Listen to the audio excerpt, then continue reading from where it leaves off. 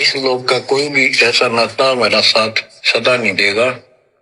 अगर हम माता पिता को अपना समझते हैं, वो भी कभी भी हमारा साथ छोड़ सकते हैं, क्योंकि जिस लोक में जहां मृत्यु है, वहां हम किसको साथी माने कि हमारे साथ रह जाएगा।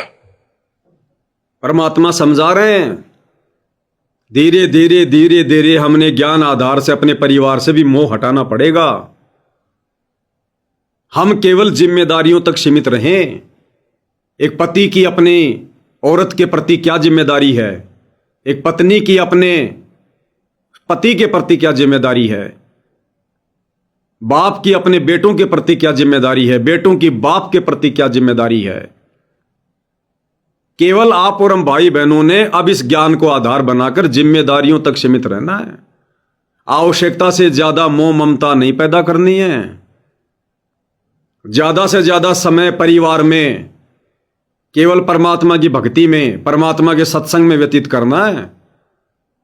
ऐसा नहीं है समय मिल गया है तो इकट्ठे होके आधा घंटे डींग मारते रहे, रिश्तेदारों की बात करते रहे, ठाके मारते रहे। एक सत्संग में गुरुदेव ने बताया, इस परमात्मा की चर्चा के अलावा जिस घर के सदस्य कोई और बात करते हैं, भगवान नाराज होता है। नाराज होता है परमात्मा।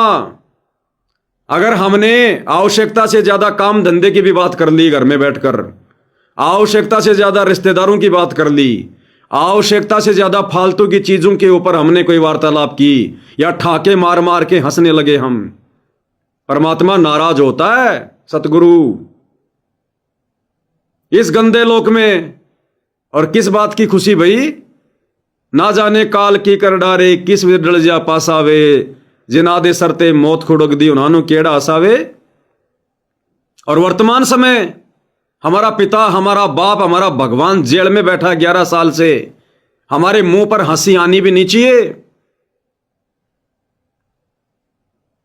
तो गुरुदेव भगवान कह रहे हैं, ये जो घर परिवार है, रिश्तेदार हैं, बेटा बेटी भाई बंधु, ये केवल अस्थाई है, अस्थाई। इनको परमानेंट मत समझना, और ना कभी इनका आसरा तकना कि मुसीबत में तुम्हें ये बचा देंगे, तुम्हारी रक्षा कर देंगे। नहीं, हम केवल जिम्मेदारियों तक सीमित रहें। बेटा या बेटी माता पिता से इतनी उम्मीद तो कर सकते हैं जब तक अपने पैरों पर नहीं है, कि माता पिता मेरी फीस भरेंगे, माता पिता मेरे कपड़े लाएंगे, माता पिता मेरे लिए भोजन की व्यवस्था करेंगे। इससे ज्यादा नहीं। बच्चे को नहला दिया, टिफिन हाथ में दे दिया, बस में बैठा दिया, बस घर से बाहर निकल पड़ी, 2 किलोमीटर जाके एक्सीडेंट हो गई, वो माता पिता बच्चे को बचा देंगे क्या? राष्ट्रपति भी नहीं बचा सकता अपने बच्चे को। अगर उस एक्सीडेंट में उसके बच्चे की मौत होनी है तो वहां हमारा साथी कौन? गुरु राम पाल मेरा हरदम साथी, रह शब्द रूप में साथ चरण में रखना जी।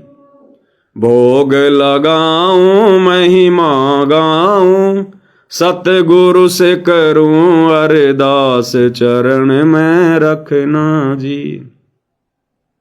तो हमने हमेशा अपना साथी केवल अपने गुरुदेव भगवान को ही रखना है।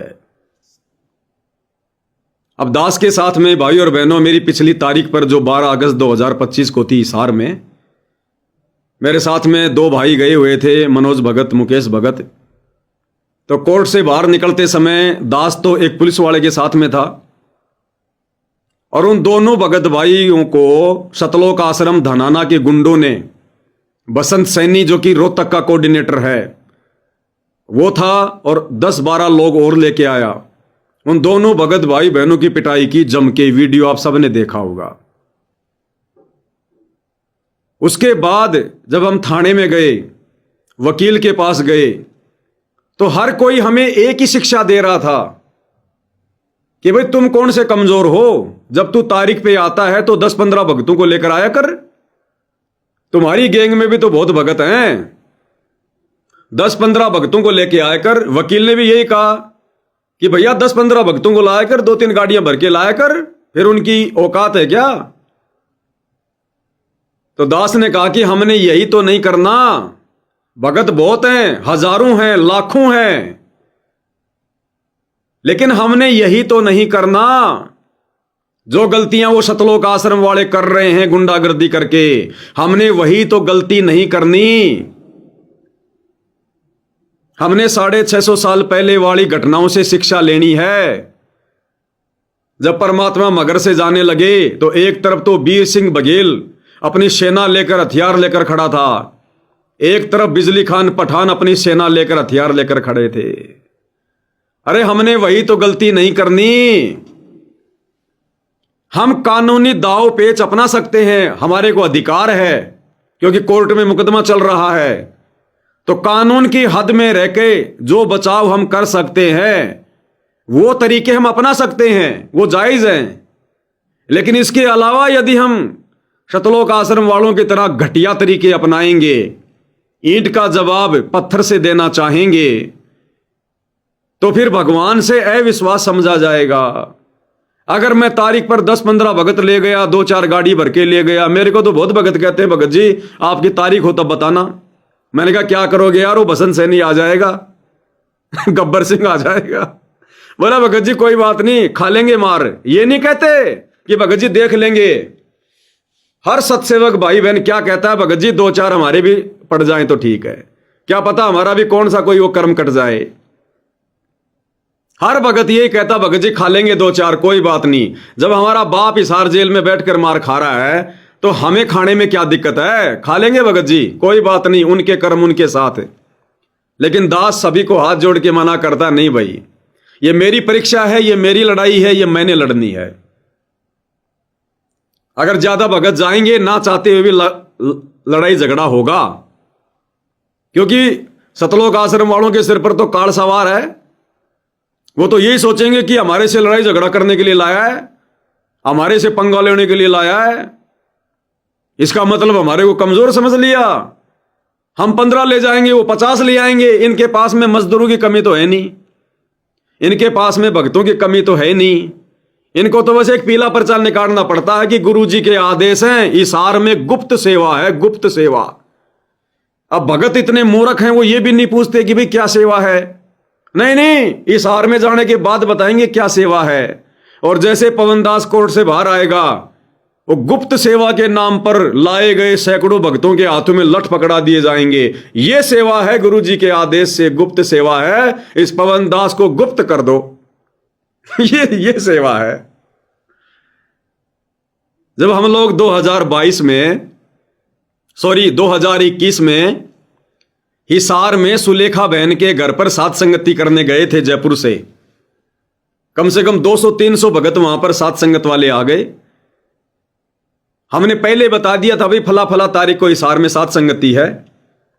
सतलोक आश्रम कमेटी वालों ने, संत रामपाल जी के परिवार ने 2 दिन पहले ही संगत में मैसेज डाल दिया कि गुरुजी के आदेश हैं, गुप्त सेवा है, गुप्त सेवा। और 200 भक्तों को हाथों में लठ देकर सुलेखा बहन के घर के आसपास हर चौराहे पे खड़ा कर दिया। और जो नजदीकी जो थाना था वहां की पुलिस ले आए, 8-10 पुलिस वाले ले आए। परमात्मा भाई और बहनों सत्य का साथ देता है, सत्य का साथ है।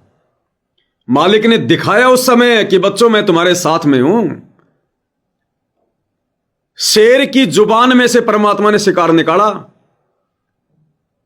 200 भक्तों ने सुलेखा बहन के घर को घेर लिया। ये तुम्हारे बड़े बड़े कोऑर्डिनेटर, बड़े बड़े सेवादार जो सार नाम लेकर बैठे हैं, सार शब्द लेकर बैठे हैं, हाथों में लठ लेकर सत्सेवकों को मारने के लिए। पुलिस प्रशासन 8-10 पुलिस वाले, पुलिस की गाड़ी सुलेखा बहन के घर के आगे डेरा डाल के बैठ गई। और हम सब भाई बहन सुलेखा बहन के घर के अंदर। पुलिस वाले कहने लगे कि जयपुर से कोई पवनदास है उसको निकाल दो, बस हमें और कोई लेना देना नहीं। बहन ने कहा भैया कुछ नहीं है। हमारे को भंडारा भी नहीं करने दिया भक्तों को, वहां पर भंडारा भी। एक एक भगत को निकाला गया अंदर से, एक एक भगत को। उनका नजर तो पवनदास पे थी। परमात्मा ने 200 भक्तों को निकलवा दिया वहां से, उनको पता भी नहीं चला। पवनदास के चक्कर में 200 भक्तों को निकाल दिया। एक भी भगत के परमात्मा ने जरा सी भी चोट नहीं आने दी। और कम से कम 200 लोग डंडे लेकर खड़े थे। परमात्मा ने आंखों के आगे से ओझल कर दिया, पुलिस वालों की बुद्धि फेर दी और पूरा दिन वहां पड़े रहे कि पवन दास अंदर है, पवन दास अंदर है। मैं अंदर ही बैठा था मालिक के दरबार में। मैंने सतनाम का सुमन शुरू कर दिया कि देखी जाएगी जो होगा सो। डर तो लग रहा था भाई, क्या करें। भाई और बहनों, सुबह की पुलिस और 200 भगत हाथों में लेकर लठ सुलेखा बहन के घर के बाहर। परमात्मा ने ऐसी लीला खेली, शाम को 6:30 बजे जैसे सूर्य अस्त हुआ और राजस्थान के हनुमानगढ़ से हमारे एक भगत जी हैं जिन्होंने संकल्प दीक्षा ले रखी है, पूरे परिवार ने बीएसएफ में नौकरी करते हैं। वो भगत जी सह परिवार अपनी गाड़ी लेकर, उनकी भगतमती, उनकी बेटी, उनका बेटा, वो सात संगति में आए। उनको नहीं पता था कि वहां पर यह माहौल हो गया। वो सात संगति के लिए आए कि रात को सात संगति करेंगे। अब भाइयों और बहनों, जैसे ही वो भगत सुलेखा बहन के घर पर आया, गाड़ी लेकर बाहर खड़ी करी, उससे 5 मिनट पहले परमात्मा ने क्या खेल खेला, उन पुलिस वालों को भी वहां से गायब कर दिया। वो भगत सीधे अंदर आए। अंदर आके पता चला यहां तो ये काम हो गया। उसी समय परमात्मा ने सुलेखा बहन को प्रेरणा करी कि बेटा अब इस पवन को यहां से निकाल। तो बहन ने कहा कि भगत जी अब आप जाओ, यहां से बाहर नहीं अब जो है वो पुलिस वाले नहीं है कोई भी, और ना कोई भगत दिखाई दे रहा। मैंने कहा भाई चलो। उसी समय उन भगत भाइयों के साथ दास बाहर निकल गया। अब मैं तो ये सोच रहा था कि बाहर पुलिस खड़ी है, भगत खड़े हैं भाई, क्योंकि मैं तो देख रहा था अंदर से जाली में से। बाहर कुछ नहीं, कोई नहीं। और सुलेखा बहन की मम्मी ने बताया बाद में कि भगत जी चमत्कार, जब आप मेरे घर से बाहर जा रहे थे मैंने अपनी आंखों से देखा, गुरुजी आपको गोद में उठाकर लेकर जा रहे हैं। उस भाई की गाड़ी में बैठ गया। मैं को भैया छोड़ेंगे नहीं, बाहर मिलेंगे, आगे मिलेंगे। गाड़ी घुमाई, इशार से बाहर हो गए। तब जी में जी आया। सुलेखा बहन का फोन आया, भगत जी पुलिस आ गई। वो भगत आ गए सारे, घर के अंदर ले रहे तलाशी। बहन का बाथरूम तक देख लिया पुलिस वालों ने अंदर आके। जो पुलिस वाले सुबह से लेकर शाम तक, जब तक ये पवनदास अंदर था, परमात्मा ने अंदर नहीं आने दिया उनको। और जैसे पवनदास सुलेखा बहन के घर से बाहर निकला, 10 मिनट बाद में वो पुलिस वाले और वो भगत हाथों में लेके लठ जबरदस्ती घर के अंदर घुस गए, जो सुबह से नहीं घुस पा रहे थे। बाथरूम तक छान मारे कि गया कहां, गया कहां, गया कहां। परमात्मा ने निकाल दिया। दूसरे दिन सुबह सुलेखा बहन को बुलाया थाने में, क्योंकि मैं फिर रात को हनुमानगढ़ चला गया उन भक्तों के घर पर। सुबह मैं वहां से लाइव आया, भोग की आरती, मालिक को भोग लगाया सुबह। तो मेरा लाइव वीडियो देखकर मैनेजमेंट वालों ने कहा पुलिस वालों को, ये देखो जी लाइव आ रहा है, सुलेखा बहन के घर पे है। वापस पुलिस आ गई, मैनेजमेंट वाले आ गए सुलेखा बहन के घर पर कि पवन दास अंदर है, लाइव आ रहा है। अरे बोले भाई यहां कोई लाइव नहीं आ रहा। तो भाई और बहनों, परमात्मा ने शेर के मुंह से निकाला। हालांकि शेर कहना शेर की तोय नहीं, लोगों को कर्म इनके गिदड़ वाले। तो सतगुरु रामपाल जी ने भक्तों का विश्वास बढ़ाया कि जो मेरे को आधार बनाकर, जो मेरे ऊपर विश्वास करके जो 2 कदम भी आगे रखता है, मैं उसके 60 कदम आगे चलता हूं। 60 कदम। जैतू चाले 1 कदम, मैं चालू कदम 60। जैतू हो जा काठ का, मैं हो जाऊं लोहे की लाठ। परमात्मा कहते हैं अगर तू मेरे ऊपर विश्वास करके 2 कदम भी आगे बढ़ेगा, मैं तेरे 60 कदम आगे मिलूंगा। और जैतू हो जा काठ का, अगर तूने जरा भी अभिमान किया तो मैं फिर हो जाऊंगा लोहे की लाठ। फिर मैं तेरा बाप हूं, फिर नहीं बख्शूंगा। तो इस प्रकार गुरुदेव भगवान कह रहे हैं सत्संग में, विशेष संदेश में, कि हमने हर प्रकार से अपने परमात्मा पे आश्रित होना पड़ेगा। ये जो सांसारिक रिश्ते हैं, माता पिता, बेटा बेटी, भाई बंधु, रिश्तेदार, ये अस्थायी हैं। अगर कभी कोई विशेष मुसीबत आ गई, ये रक्षा नहीं कर सकते। अब बताओ मेरी वहां रक्षा किसने की? मेरे 200 के 200 भगत भाई तो सुबह निकल गए। क्या करें बेचारे, भंडारा ही नहीं करने दिया। लड़ाई झगड़ा हम कर नहीं सकते, तो पुलिस वालों ने निकाल दिया, बेचारे निकल गए। बताओ मेरी रक्षा फिर कौन करने वाला था? क्या वहां मेरी मां जाती, मेरा बाप जाता, मेरे रिश्तेदार आते वहां पर? मैं परमात्मा पे आश्रित रहा, उसका सुमरण शुरू कर दिया, निकाल दिया परमात्मा ने बाईपास। तो ऐसे ये भगवान हमारा हमदर्द है, हमारा साथी है। हमने हर क्षेत्र में भाई और बहनों, चाहे हम नौकरी कर रहे हैं, चाहे हम पढ़ाई कर रहे हैं, चाहे हम कोई काम धंधा कर रहे हैं, चाहे हम किसी मुकदमे में हैं, उस क्षेत्र से संबंधित जो भी जायज सहायता है वो हम ले सकते हैं। लेकिन हमने अंधा विश्वास किसी पे नहीं करना अपने भगवान के अलावा, कि भले मेरा भगवान किसी को भी निमित्त बनाए, चाहे पुलिस को निमित्त बनाए, चाहे रिश्तेदारों को निमित्त बनाए, लेकिन मेरी उम्मीद मेरे गुरुदेव भगवान से है। मेरा रक्षक मेरा गुरु है। मैं इनके अलावा किसी के आगे हाथ नहीं फैलाऊंगा, भीख नहीं मांगूंगा, अरदास नहीं करूंगा, अर्ज नहीं करूंगा कि आप मेरी मदद कर दो, आप मेरी रक्षा कर दो। नहीं, मैं अपने परमात्मा का ध्यान धरूंगा। अब उसकी मौज, उसकी मर्जी, वो किसको आगे करता है, या खुद आता है, या और कोई खेल खेलता है, तब परमात्मा हमारा प्रसन्न होगा। क्या कह रहे हैं गुरुदेव भगवान? होता है सुनकर, इस लोक का कोई भी ऐसा नाता हमारा साथ सदा नहीं देगा। अगर हम माता पिता को अपना समझते हैं, वो भी कभी भी हमारा साथ छोड़ सकते हैं। क्योंकि जिस लोक में जहां मृत्यु है, वह हम किसको साथी माने कि हमारे साथ रह जाएगा, तो हम उनको अपना तो मानते हैं और मानना चाहिए कि हमारे साथ रह रहे, और उनमें प्रेम अपने आप हो जाता है। लेकिन इतना ध्यान जरूर रखना कि कभी भी यहां से जाना हो जाएगा, और सब हम नो सेट हो रहे हैं कि अभी नहीं मरेंगे, अभी तो उम्र छोटी है, अभी तो 30 वर्ष के हुए हैं, 40 के हुए हैं, 50, 60, 70, 80, 90 के हो लिए, 90 भी न सोचे अभी नहीं मरेंगे। चलो, जब भी मालिक की दया होगी वह तो अलग बात है, परंतु इसको याद रखोगे तो आप भक्ति कर पाओगे, नहीं तो भक्ति नहीं बनेगी, मोक्ष वाली नहीं बनेगी। सामान्य भक्ति कर रहे हो, इसका फल तो इतना दे देगा, आपको संसार में न्यारा टाल देगा, इतना सुख देगा, इतनी संपत्ति दे देगा, लेकिन वह संपत्ति काम क्या होगी? बताओ। क्या कह रहे हैं गुरुदेव? अगर भगवान पे विश्वास करके भक्ति सफल नहीं करी तो मोक्ष से वंचित रह जाएंगे, और बाकी हम जो भक्ति कर रहे हैं इसके प्रतिफल में ना जाने परमात्मा क्या दे देगा, इतना दे देगा जो हमने कभी सोचा भी नहीं होगा। लेकिन वो हमारे काम क्या आएगी वो संपत्ति? उसने भी तो एक दिन नष्ट होना है, सदा थोड़ी हमारे पीछे दौड़ती रहेगी। तो हमने जो भी मांगना है केवल अपने गुरुदेव भगवान से, जो भी उम्मीद करनी है अपने गुरुदेव भगवान से।